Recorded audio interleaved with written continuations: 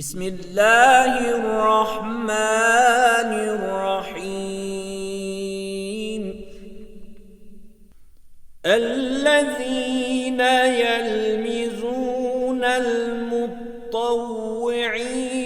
من المؤمنين في الصدقات والذين لا يجدون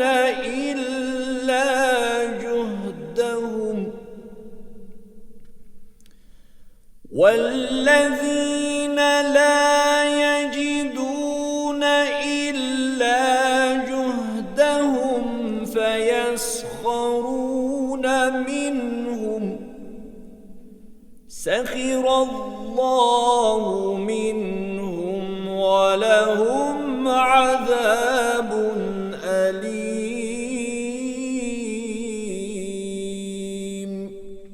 Rəhman və Rəhim olan uca Allahın adıyla. Salam əziz izləyicilər, dəyərli dostlar, hər birinizi Allahın salamı ilə salamlayıram. Mübarək və bərəkət dolu Ramazan günlərində hər birinizi xoş gördük.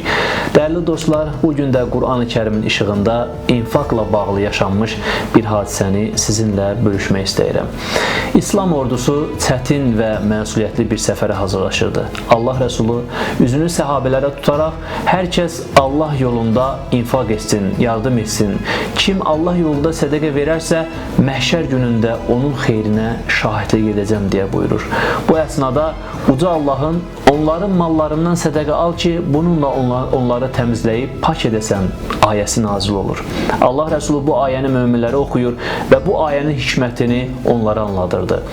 Səfərə çıxacaq ordu üçün münafiqlər istisna hər kəs əlindən gələni etməyə çalışırdı.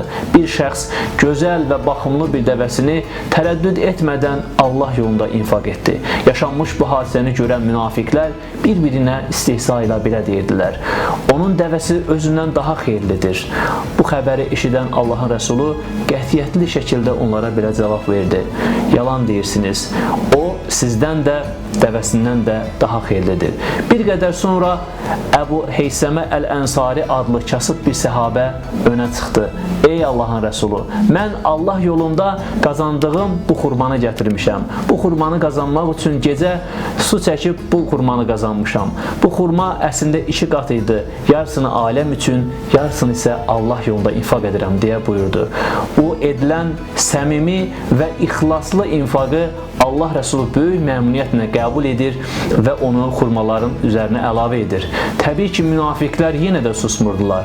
Onlar bir-birinə Allah və Rəsulu sənin az miqdarda olan xurmana nə edir ki, o nə işə yarayar deyə bir-biri ilə söhbət etməyə başladılar.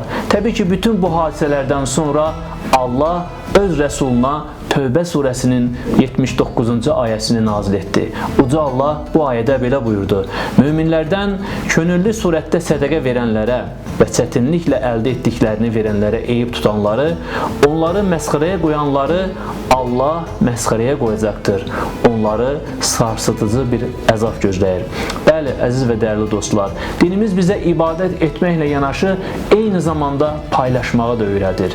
Paylaşmaq, infaq etmək sadəcə maddi kömək deyil, eyni zamanda qəlbin təmizliyi və əməlin ixlasıdır. Unutmayaq ki, əldə etdiklərimiz bizə bir əmanətdir. Əmanəti haqqı olan yerlərə vermək də həm dünyamıza, həm axirətimizə nur olar. Unutmayaq ki, həqiqət süfrəsində alanlar deyil, paylaşanlar, paylayanlar, infaq edənlər qazanar.